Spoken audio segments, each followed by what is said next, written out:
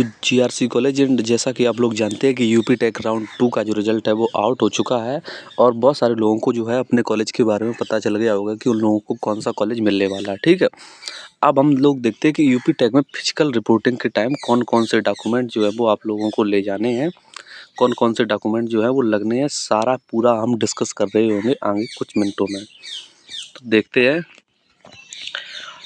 सबसे पहला जो डॉक्यूमेंट है वो जो आपको ले जाना है वो सबसे पहले यूपी टेक का seat allotment letter. UPTAC का सीट अलॉटमेंट लेटर मतलब जब आप अपने यूपी टेक की वेबसाइट पे जाएंगे, अपने अकाउंट को लॉगिन करेंगे तो वहाँ पे आपको दिखाएगा print your admission offer letter, तो उसको आप प्रिंट करवा लीजिए, वो आपका वहाँ पे लगेगा। दूसरा है सीट एक्सेप्टेंस फीस, जो भी आपने 20,000 या 12,000 फीस आपने जो पे की है उसकी जो प्रिंट है उसको निकलवा लीजिए, वो लग जाएगी। उसके बाद जेईई मेंस का स्कोर कार्ड, और जेईई मेंस का स्कोर कार्ड यानी जो फाइनल वाला स्कोर कार्ड है उसको आपको डाउनलोड करना है, यानी जो अप्रैल में जिसमें आपकी rank, category rank, common rank सब कुछ लिखा हो, उस वाले स्कोर कार्ड को आपको लेके जाना है। अब आ जाता है आपके पास नंबर 4 का डॉक्यूमेंट, जो कि है क्लास 10th की मार्कशीट। क्लास 10th की मार्कशीट, 12th की मार्कशीट और ट्रांसफ़र सर्टिफिकेट और कैरेक्टर सर्टिफिकेट, ये चारों मिलेंगे आपके कहाँ से, कॉलेज से, आपके सॉरी स्कूल से, कॉलेज से नहीं, आपके स्कूल से मिलेंगे जहाँ पे आपने 10th 12th की है। ठीक है, वहाँ से आप लोग अपने इसके ओरिजिनल ले लीजिएगा डॉक्यूमेंट कॉलेज वालों से। उसके बाद आ जाता है माइग्रेशन सर्टिफिकेट। माइग्रेशन सर्टिफिकेट केवल उन स्टूडेंट का लगता है जो भी स्टूडेंट यूपी के बाहर के हैं, यानी कोई अगर हरियाणा का है या बिहार का है तो इन स्टूडेंट के लिए एक माइग्रेशन सर्टिफिकेट लगता है, वो भी बन जाता है तो उसको उन लोगों को लगता है और तब जाके इनका एडमिशन होता है।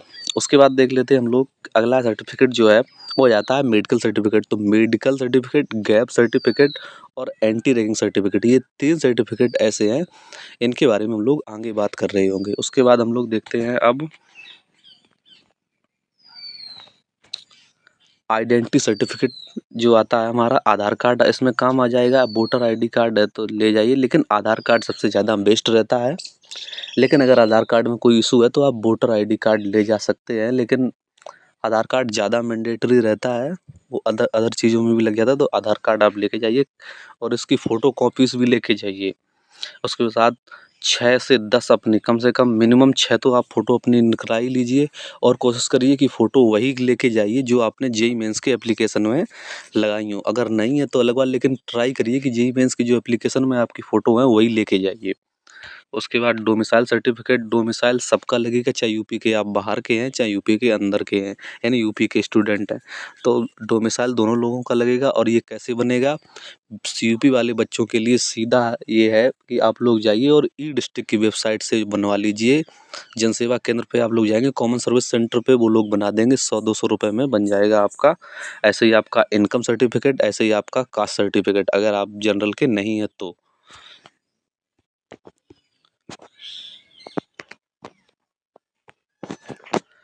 उसके बाद अगर आपके पास कोई सब कैटेगरी, जैसे आपके कोई पेरेंट्स या गार्जियन जो है वो आर्म फोर्सेस में है तो उसके लिए अगर आपका कोई कोटा है तो आप उसके लिए अप्लाई कर सकते हो, उसमें आपको कुछ छूट मिलेगी। उसके बाद गैप सर्टिफिकेट, मेडिकल सर्टिफिकेट। तो अब बात कर लेते हैं हमारे जो सर्टिफिकेट रह जाते हैं, वो 3 सर्टिफिकेट रह जाते हैं। कौन कौन से, एक मेडिकल, गैप और एंटी रैगिंग सर्टिफिकेट। सबसे पहले बात कर लेते हैं गैप और एंटी रैगिंग के लिए। तो गैप सर्टिफिकेट आप तहसील जाइए, तहसील वालों को वहाँ बताइए, किसी वकील को 100-200 रुपये लेगा, उससे गैप सर्टिफिकेट आप बनवा लीजिए। ऐसे ही एंटी रैगिंग 2 बनेंगे, एक बनेगा स्टूडेंट के नाम से, एक बनेगा फादर के नाम से, उन दोनों को बना लीजिए, तो ये दोनों आपके बन जाएंगे तहसील में।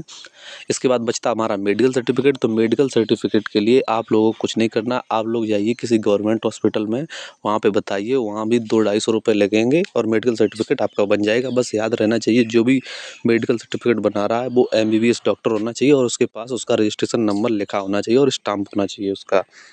तो बस इतने डॉक्यूमेंट है। बाकी आपको अगर ये पीडीएफ चाहिए इन सभी की तो आप लोग GRC IP7 नाम के टेलीग्राम चैनल को आप ज्वाइन कर लीजिए, वहाँ पे मैं सारी चीज़ें वहाँ पे डाल देता हूँ।